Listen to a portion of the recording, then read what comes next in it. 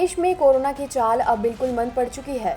स्वास्थ्य मंत्रालय की ताज़ा रिपोर्ट के मुताबिक बीते 24 घंटे में देश में कोरोना के 43,000 नए केस सामने आए हैं, तो इस दौरान 955 लोगों ने दम तोड़ दिया है। हालांकि इसी दौरान देश के लिए अच्छी बात ये रही कि 52,000 लोग अस्पताल से ठीक होकर घर भी लौटे हैं।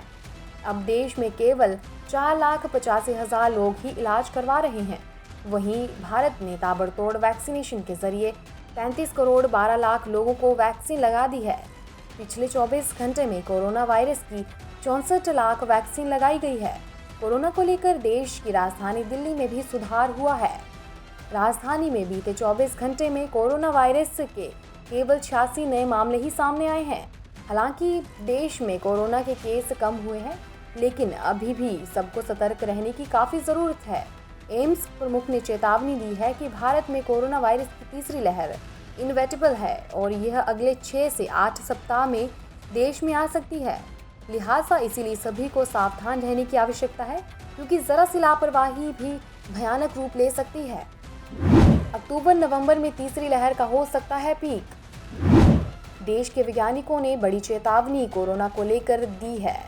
एक्सपर्ट का मानना है कि अगर कोविड प्रोटोकॉल का ठीक तरह से पालन नहीं किया गया तो अक्टूबर-नवंबर में तीसरी लहर अपने पीक पर हो सकती है। हालांकि वैज्ञानिकों का ये भी कहना है कि दूसरी लहर की तुलना में तीसरी लहर हर दिन आने वाले नए मामलों की संख्या आधी हो सकती है। Department of science and technology ने पिछले साल कोरोना संक्रमण का अनुमान लगाने के लिए एक पैनल का गठन किया था। ये पैनल मैथमेटिकल मॉडल के जरिए अनुमान लगाता है। पैनल के सदस्य मनिंदर अग्रवाल का कहना है कि अगर कोरोना का नया वेरिएंट सामने आया तो तीसरी लहर में संक्रमण ज़्यादा तेज़ी से फैल सकता है। उन्होंने ये सूत्र मॉडल के जरिए लगाया है। इस पैनल का मानना है कि अक्टूबर-नवंबर में कोरोना संक्रमण की तीसरी लहर का पीक हो सकता है। मनिंदर अग्रवाल ने ट्वीट कर लिखा कि हम 3 सिनेरियो मानकर चल रहे हैं। पहला आशावादी है, जिसमें हम ये मान रहे हैं कि अगस्त तक सब नॉर्मल हो जाएगा और कोई नया म्यूटेंट नहीं आएगा। दूसरा, जिसमें ये मान रहे हैं कि वैक्सीनेशन 20% कम प्रभावी होगा। और तीसरा, ये एक नया वेरिएंट भी आ सकता है जो 25% ज़्यादा संक्रामक होगा। हालांकि उन्होंने ये साफ किया है कि ये डेल्टा प्लस नहीं होगा। उन्होंने जो ग्राफ शेयर किया है उसके मुताबिक अगस्त के दूसरे हफ्ते से दूसरी लहर का ग्राफ गिरता जाएगा और अक्टूबर-नवंबर में तीसरी लहर का पीक हो सकता है।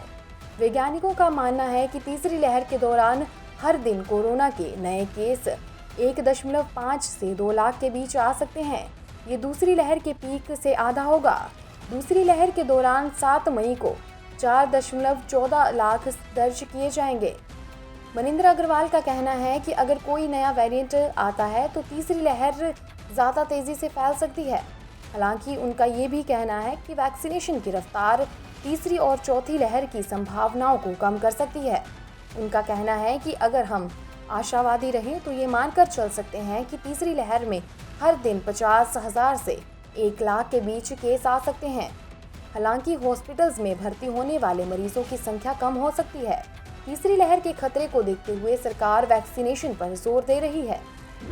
सोशल डिस्टेंसिंग से रुकता है कोरोना। CSIR के रिसर्च में हुआ ये बड़ा खुलासा।